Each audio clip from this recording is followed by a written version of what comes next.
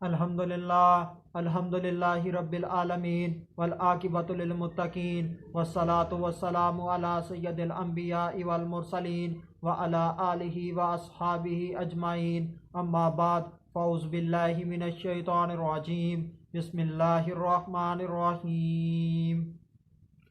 وَرَفَعْنَاهُ مَكَانًا عَلِيًّا، صدق اللہ العظیم۔ ان اللہ وملائکتہ یصلون علی النبی یا ایہا الذین آمنوا صلوا علیہ وسلموا تسلیما۔ اللہم صلی علی سیدنا و مولانا محمد وبارک وسلم وصلوا علیہ۔ الصلاۃ والسلام علیک یا سیدی یا رسول اللہ، الصلاۃ والسلام علیک یا سیدی یا حبیب اللہ، الصلاۃ والسلام علیک یا سیدی یا محمد الرسول اللہ صلی اللہ علیہ وآلہ وسلم۔ اللہ تبارک و تعالیٰ کی حمد و ثناء اور اس کے پیارے حبیب حضرت محمد صلی اللہ علیہ وآلہ وسلم کی ذات اقدس پر درود و سلام کا نذرانہ پیش کرنے کے بعد میں سچے دل سے دعا گو ہوں کہ اللہ عز و جل میرے حاضرین ناظرین سامعین کے مال جان عزت آبرو میں برکتیں عطا فرمائے، اور دعا گو ہوں کہ اللہ عز و جل مجھے حق سچ ٹھیک ٹھیک بیان کرنے کی توفیق عطا فرمائے۔ اگر اس میں کوئی غلطی کوتاہی ہو تو اللہ عز و جل اپنے شان کریمی کے صدقے سے مجھ بندہ ناچیز کو معافی عطا فرمائے۔ دعائیہ کلمات کے بعد آج کا جو میرا عنوان ہے وہ ہے ذکر سیدنا حضرت ادریس علیہ السلام۔ خطبہ کے اندر تلاوت کی گئی آیت کریمہ سورہ مریم آیت نمبر 57 پارہ نمبر 16، ترجمہ: اور ہم نے اسے ایک بلند مکان پر اٹھا لیا۔ اس مختصر سی آیت کے اندر اللہ عز و جل نے حضرت ادریس علیہ السلام کا ذکر فرمایا ہے۔ اللہ عز و جل نے حضرت ادریس علیہ السلام کو ایک بلند مقام تک اٹھا لیا، یعنی کہ حضرت ادریس علیہ السلام مکان میں رہے، لا مکان میں نہ تھے۔ جب باری آئی میرے مکی مدنی آقا محمد مصطفیٰ صلی اللہ علیہ وآلہ وسلم کی، تو میرے نبی صلی اللہ علیہ وآلہ وسلم مکانوں میں نہیں رہے بلکہ لا مکانوں میں چلے گئے، کعبہ قوسین کے مقام تک پہنچے۔ اللہ عز و جل نے آپ صلی اللہ علیہ وآلہ وسلم کو سیر کروائی۔ یہ میرے نبی صلی اللہ علیہ وآلہ وسلم کی سیر تھی، رفعت نہیں تھی۔ میرے نبی صلی اللہ علیہ وآلہ وسلم کی رفعت صرف اللہ عز و جل ہی جانتے ہیں، اس کا کوئی ادراک ہی نہیں۔ اللہ عز و جل نے میرے نبی صلی اللہ علیہ وآلہ وسلم کی جو رفعت بیان کی ہے وہ میرے نبی صلی اللہ علیہ وآلہ وسلم کے ذکر کی رفعت بیان کی ہے۔ قرآن مجید میں اس کا ذکر ہے، وَرَفَعْنَا لَكَ ذِكْرَكَ، اے محبوب صلی اللہ علیہ وآلہ وسلم، ہم نے آپ کے لیے آپ کے ذکر کو بلند فرما دیا۔ اللہ عز و جل نے میرے نبی صلی اللہ علیہ وآلہ وسلم کا ذکر کتنا بلند کیا، اس کا کوئی ادراک بھی نہیں کر سکتا، کسی کے تصور میں بھی نہیں، کیونکہ بلند کرنے والی ذات اللہ عز و جل کی ہے، اور جس کا ذکر بلند ہو رہا ہے وہ میرے نبی حضرت محمد صلی اللہ علیہ وآلہ وسلم ہیں۔ میرے نبی صلی اللہ علیہ وآلہ وسلم کا ذکر اس وقت بھی بلند تھا جب وقت ہی نہ تھا، جب ہی نہ تھا، اور کب بھی نہ تھا، یعنی کہ میرے نبی صلی اللہ علیہ وآلہ وسلم نور کی حالت میں موجود تھے۔ اس وقت اللہ عز و جل تھے اور اس کے پیارے حبیب حضرت محمد صلی اللہ علیہ وآلہ وسلم نوری شکل میں موجود تھے۔ میرے نبی کریم صلی اللہ علیہ وآلہ وسلم کا ذکر تو جنت میں بھی ہے۔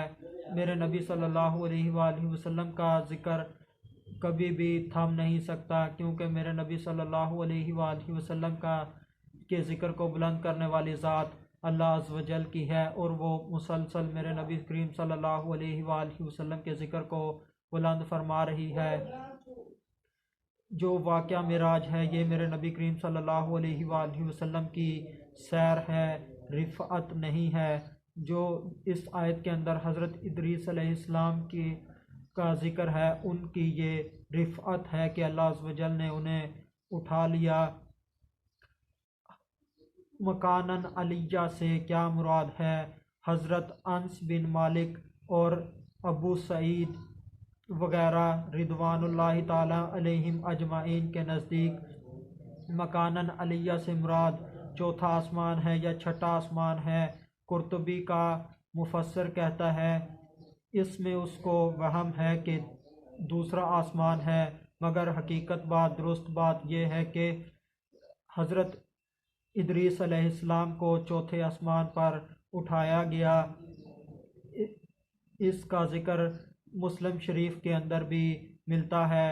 اللہ عز و جل نے حضرت ادریس علیہ السلام کو بلند مقام تک کیوں اٹھایا، اس کا سبب کیا ہے، اس کے متعلق دو اقوال ہیں، دونوں سماعت فرمائیں۔ ایک دن حضرت ادریس علیہ السلام کسی کام کے لیے چلے تو انہیں سورج کی گرمی لگی، تو انہوں نے کہا یا رب میں ایک دن چلا ہوں تو یہ حالت ہے، جو ایک دن میں 500 سال اس کو اٹھائے گا اس کی کیا کیفیت ہوگی۔ اللہ اس سے اس کا بوجھ ہلکا کر دے۔ یعنی سورج کے فلک پر متعین فرشتہ حضرت ادریس علیہ السلام نے کہا اے اللہ اس سے اس کا بوجھ ہلکا کر دے اور اس سے اس کی گرمی اٹھا لے۔ جب فرشتے نے صبح کی تو اس نے سورج کی خفت اور ایسا سایہ پایا جو نہیں جانتا تھا۔ اس فرشتے نے عرض کی یا رب تو نے مجھے سورج کے اٹھانے کے لیے پیدا کیا تھا، پھر یہ کیا فیصلہ فرمایا؟ اللہ نے فرمایا میرے بندے ادریس علیہ السلام نے مجھ سے سوال کیا ہے کہ میں تجھ سے اور اس کے بوجھ اور اس کی گرمی میں تخفیف کر دوں، تو میں نے اس کی دعا قبول کی ہے۔ اس فرشتے نے عرض کی یا رب مجھے اور اسے جمع کر دے، میرے اور اس کے درمیان دوستی بنا دے۔ اللہ عز و جل نے فرشتے کو اجازت دی حتیٰ کہ وہ حضرت ادریس علیہ السلام کے پاس آیا۔ حضرت ادریس علیہ السلام نے اس سے پوچھا اور کہا مجھے خبر دی گئی ہے تو ملائکہ میں سے معزز فرشتہ ہے اور ملک الموت کے ہاں تیری دوسروں کی نسبت سے زیادہ عزت ہے، تم میری اس کے پاس سفارش کرو تاکہ وہ میری عمر میں ڈھیل دے تاکہ اللہ کا شکر اور عبادت زیادہ کروں۔ فرشتے نے کہا اللہ تعالیٰ کسی نفس کو ڈھیل نہیں دیتا جب اس کی موت کا وقت آ جاتا ہے۔ حضرت ادریس علیہ السلام کو اپنے پر کے اوپر اٹھا لیا اور آسمان کی طرف بلند کیا اور انہیں سورج کے مطلع کے پاس اتارا۔ پھر فرشتے سے ملک الموت نے کہا یہ میرے بس میں نہیں، اگر تو پسند کرتا ہے کہ وہ جان لے کہ وہ کب فوت ہوگا تو میں اسے یہ بتا دیتا ہوں۔ اس نے کہا ٹھیک ہے یہی بتا دو۔ پھر ملک الموت نے اپنے دیوان میں دیکھا تو فرمایا تو مجھ سے ایسے انسان کے بارے میں سوال کر رہا ہے، میں اسے نہیں دیکھتا کہ وہ کبھی فوت ہوگا۔ فرشتے نے کہا وہ کیسے؟ ملک الموت نے کہا میں نے اس کی موت کو نہیں پایا مگر سورج کے طلوع ہونے کے پاس۔ فرمایا میں تیرے پاس آیا ہوں جبکہ حضرت ادریس علیہ السلام کو میں اسی جگہ چھوڑ آیا ہوں۔ ملک الموت نے کہا تم جاؤ، میں تجھے نہیں دیکھتا مگر یہ کہ تو اسے فوت شدہ پائے گا۔ اللہ کی قسم حضرت ادریس علیہ السلام کی عمر سے کچھ بھی باقی نہیں ہے۔ وہ فرشتہ واپس آیا تو حضرت ادریس علیہ السلام کو فوت شدہ پایا۔ دوسرا قول ایک دن حضرت ادریس علیہ السلام سوئے ہوئے تھے تو انہیں سورج کی گرمی بڑی شدید لگی، وہ اٹھے تو وہ اس کی وجہ سے تکلیف میں تھے۔ عرض کی اے اللہ، سورج کے فرشتے سے سورج کی گرمی میں تخفیف کر اور اس کے بوجھ پر مدد فرما، کیونکہ وہ گرم آگ برداشت کرتا ہے۔ سورج کے فرشتے نے صبح کی تو اس کے لیے نور کی ایک کرسی لگائی گئی تھی اور اس کے پاس 70,000 فرشتے دائیں طرف اور 70,000 فرشتے بائیں طرف اس کی خدمت کرتے تھے اور اس کا حکم اور عمل بجا لاتے تھے۔ سورج کے فرشتے نے کہا، یا رب، یہ میرے لیے کہاں سے آیا؟ اللہ تعالیٰ نے فرمایا، تیرے لیے بنی آدم میں سے ایک نے دعا کی ہے جسے ادریس کہا جاتا ہے۔ سورج کے فرشتے نے حضرت ادریس علیہ السلام سے کہا، تیری کیا حاجت ہے؟ حضرت ادریس علیہ السلام نے کہا، میری خواہش ہے کہ میں جنت کو دیکھوں۔ فرمایا، اس فرشتے نے آپ کو اپنے پروں پر اٹھا لیا، پھر اڑ گیا۔ جب وہ چوتھے آسمان میں تھا تو اس کی ملاقات ملک الموت سے ہوئی۔ وہ آسمان میں دائیں بائیں دیکھ رہا تھا۔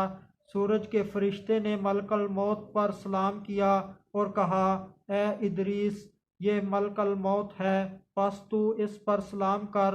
ملک الموت نے کہا، سبحان اللہ، تو اسے یہاں کس لیے لایا ہے؟ اس نے کہا، میں نے اسے اس لیے پسند کیا ہے تاکہ اسے جنت دکھاؤں۔ فرمایا، اللہ تعالیٰ نے مجھے حکم دیا ہے کہ میں حضرت ادریس علیہ السلام کی روح چوتھے آسمان پر قبض کروں۔ میں نے کہا، یا رب، حضرت ادریس علیہ السلام چوتھے آسمان پر کیسے ہوگا؟ پس میں چوتھے آسمان پر اترا تو وہ تمہارے ساتھ تھے۔ پس اس کی روح قبض کی اور جنت کی طرف اسے بلند کیا۔ ملائکہ نے آپ کے جسم کو چوتھے آسمان پر دفن کیا۔ اللہ تعالیٰ نے ارشاد فرمایا، وَرَفَعْنَاهُ مَكَانًا عَلِيًّا کا یہی مفہوم ہے۔ آخر میں اللہ تبارک و تعالیٰ سے دعا ہے کہ اللہ عز و جل حضرت ادریس علیہ السلام کے صدقے سے ہماری بلا حساب مغفرت فرمائے اور ہمیں دین اسلام کے اوپر عمل کرنے کی توفیق عطا فرمائے۔ وَمَا عَلَيْنَا إِلَّا الْبَلَاغُ الْمُبِينُ۔